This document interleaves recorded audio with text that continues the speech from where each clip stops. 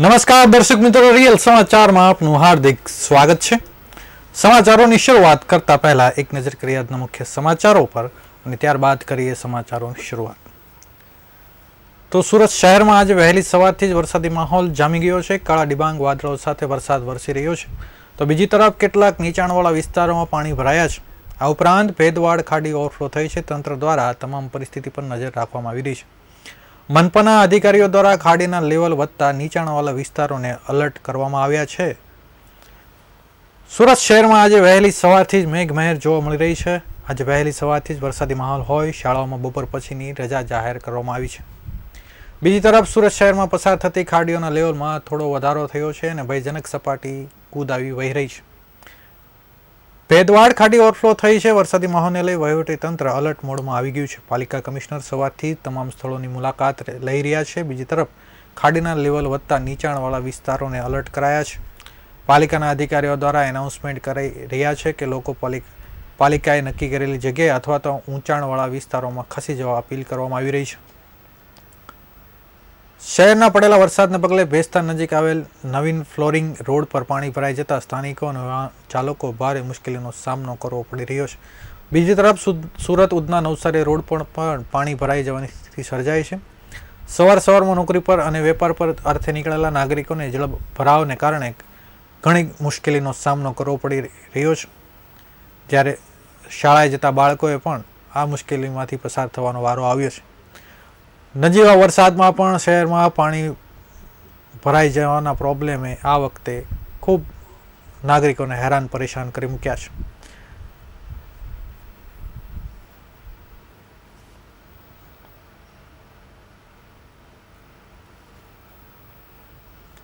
સુરત શહેરમાં ખાબકેલા ભારે વરસાદના કારણે ચારેકોર જળબંબાકારની સ્થિતિ સર્જાઈ છે। શહેરના મુખ્ય માર્ગોથી લઈ નીચાણવાળા વિસ્તારોમાં પાણી ભરાઈ જતા જનજીવન અસ્તવ્યસ્ત બન્યું છે। સુરત મહાનગરપાલિકા દ્વારા કરવામાં આવેલી પ્રી મોન્સૂન કામગીરીના દાવાની પોલ ખુલી ગઈ છે, છતાં સ્થાનિક નાગરિકોમાં ભારે રોષ જોવા મળી રહ્યો છે। પ્રી મોન્સૂન કામગીરી થઈ જ નહીં હોય તેવા દ્રશ્યો સામે આવી રહ્યા છે। પ્રી મોન્સૂન કામગીરીના ધજાગરા ઉડતા જોવા મળ્યા છે। નજીવા વરસાદમાં પણ ઠેર ઠેર પાણી ભરાવાની સમસ્યાઓ જોવા મળી રહી છે। વરસાદના કારણે શહેરના વિવિધ રેલવે અંડરપાસમાં પણ કમરડૂબ પાણી ભરાઈ ગયા છે, જેને લીધે વાહન ચાલકો અને સ્થાનિકોમાં ભારે મુશ્કેલીમાં મુકાયા છે। ખાસ કરીને ઉધના વિસ્તારની ડિંડોલી તરફ જતા રેલવે અંડરપાસમાં મોટા પ્રમાણમાં પાણી ભરાઈ જતા આ માર્ગ પરનો વાહન વ્યવહાર સંપૂર્ણપણે ખોરવાઈ ગયો છે। અંડરપાસ બંધ થઈ જતા નોકરિયાત અને વાહન ચાલકો લાંબા ફેરા ફરવાની નોબત આવી છે। ભારે વરસાદને પગલે સુરત મહાનગરપાલિકા વિસ્તારમાં તમામ મુખ્ય રસ્તા પર પાણી ફરી વળ્યા છે।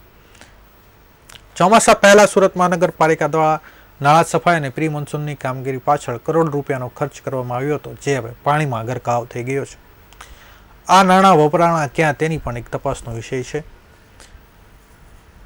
પ્રી મોન્સૂન કામગીરીના દાવા કરવામાં આવ્યા હતા, પરંતુ પ્રથમ કે સામાન્ય વરસાદમાં શહેરની આવી હાલત થતાં પાલિકાની કામગીરી સામે લોકો અને રાજકારણીઓમાં પણ ભારે અસંતોષ ફેલાયો છે।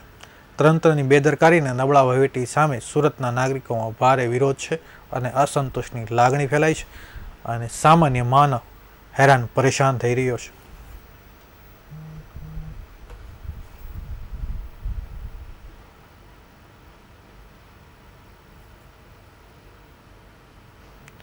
સુરત શહેરમાં ખાબકેલા વરસાદ બાદ ભેસ્તાન નજીક આવેલ નવીન ફ્લોરિંગ રોડ પર પાણી ભરાઈ જતા સ્થાનિક રહીશો અને વાહન ચાલકોને ભારે હાલાકીનો સામનો કરવો પડી રહ્યો છે। વરસાદી પાણીના નિકાલની યોગ્ય વ્યવસ્થા ન હોવાથી જાણે સરોવર બન્યું હોય તેમ રસ્તાઓ દેખાઈ રહ્યા છે। સ્થાનિકોના જણાવ્યા અનુસાર થોડા સમય માટે પડેલા વરસાદમાં જ નવીન ફ્લોરિંગ રોડ પર મોટા પ્રમાણમાં પાણી ભરાઈ ગયા છે। તે રોડ ઉપર જાણે નાવડી ચલાવી હોય તે રીતેના પાણીના દ્રશ્યો તમે જોઈ શકો છો। રસ્તે પસાર થતા રાહદારીઓ અને વાહન ચાલકો ભારે મુશ્કેલીનો સામનો કરી રહ્યા છે। થોડા વરસાદની પણ ગટર વ્યવસ્થા નેસ્તા નાબૂદ થઈ જતી હોવાથી લોકોમાં ભારે રોષ છે। મોટા વાહનો તો સમજ્યા, પણ નાના દ્વિચક્રી વાહનો પણ આ પાણીમાં ગરકાવ થઈ જતા લોકોને ભારે હાલાકીનો સામનો કરવો પડી રહ્યો છે। ડ્રેનેજ લાઇનોની સફાઈ યોગ્ય રીતે નહીં થઈ હોવાથી જ આ સમસ્યા ઊભી થઈ હોવાનું કહી લોકો ભારે રોષ ઠાલવી રહ્યા છે। પાણી ભરાયેલા રસ્તાઓ પરથી પસાર થતી વખતે અકસ્માત ન સર્જાય તે માટે વાહન ચાલકોએ ખાસ સાવચેતી રાખવી તે માટે અપીલ કરવામાં આવે છે. વાહન ચાલકોને શક્ય હોય તો આ માર્ગનો ઉપયોગ ટાળીને વૈકલ્પિક માર્ગ પસંદ કરવા વિનંતી કરવામાં આવી રહી છે.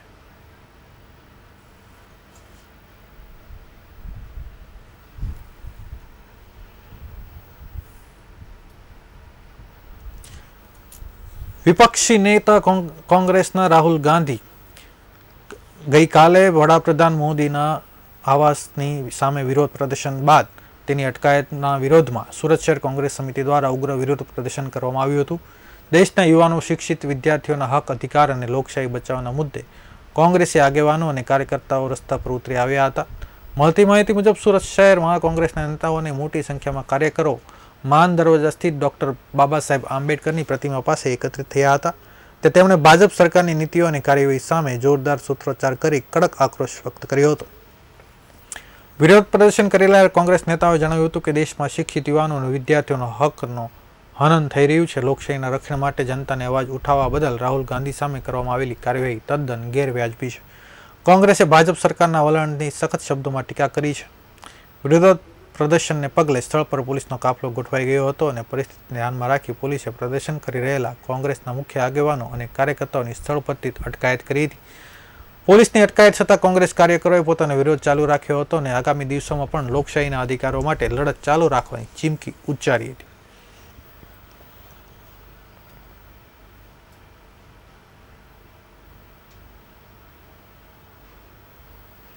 સુરત શહેર ક્રાઇમ બ્રાન્ચની ટીમે નશાકારક પદાર્થોના કારોબાર સામે મોટી કાર્યવાહી કરીને પૂણા ખાડી રોડ પરથી એમડી ડ્રગ્સ સાથે એક આરોપીની અટકાયત કરી છે. ઝડપાયેલો આરોપી ભૂતકાળમાં હત્યાના ગુનામાં 4 વર્ષ જેલમાં રહીને જામીન પર મુક્ત થયેલો છે. ક્રાઇમ બ્રાન્ચની ટીમે ચોક્કસ બાતમીના આધારે પૂણા ખાડી રોડ પર દરોડો પાડી યુનુસ ઉર્ફે યુનુસ બાણુ કાદર શેખ નામના ઈસમને ઝડપી પાડ્યો હતો. પોલીસે તેની તલાશી લેતા તેમની પાસેથી 1.93 લાખની કિંમતનું 64.53 ગ્રામ એમડી ડ્રગ્સ મળી આવ્યું હતું, જે પોલીસે જપ્ત કરી લીધું છે. પ્રાથમિક પૂછપરછમાં સામે આવ્યું છે કે આરોપી સરથાણા જકાતનાકા ખાતેથી કિસમ પાસેથી આ એમડી ડ્રગ્સનો જથ્થો ખરીદીને લાવ્યો હતો અને સુરતમાં તેનું છૂટક વેચાણ કરવાનો હતો. આ અંગે આરોપી સામે ડીસીબી પોલીસ મથકમાં એનડીપીએસ એક્ટ હેઠળ ગુનો નોંધી વધુ તપાસ હાથ ધરવામાં આવી છે.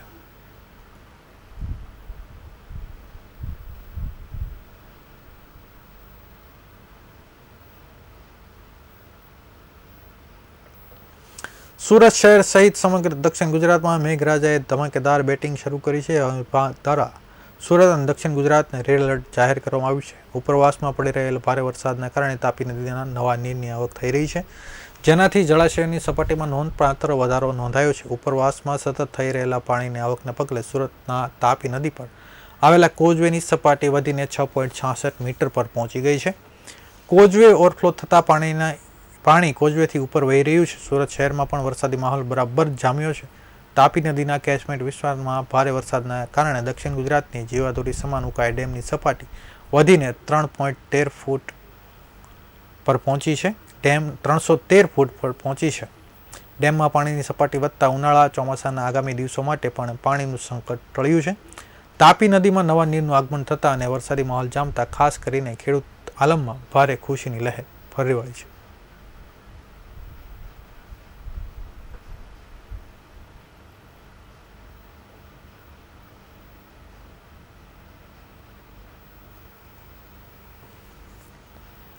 સુરત શહેરની લિંબાયત પોલીસ ટીમે એક ચોંકાવનારા આંતરરાજ્ય રેકેટનો પર્દાફાશ કરી ચોરીના મોબાઈલ ફોન ડિટેન કર્યા છે.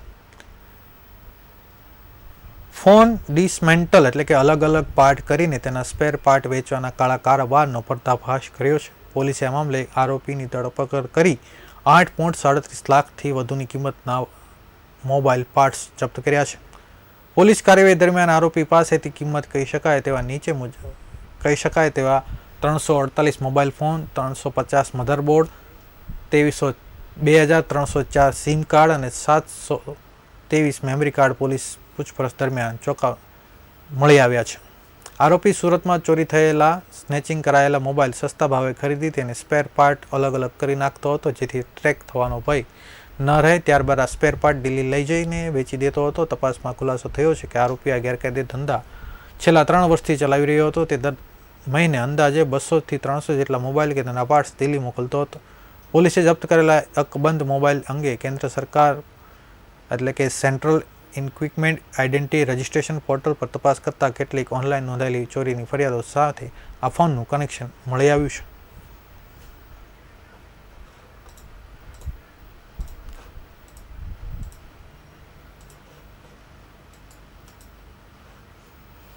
આ હતા અત્યાર સુધીના રિયલ સમાચાર. નવા સમાચારો સાથે ફરીથી મળીશું. ત્યાં સુધી રજા આપશો. નમસ્કાર.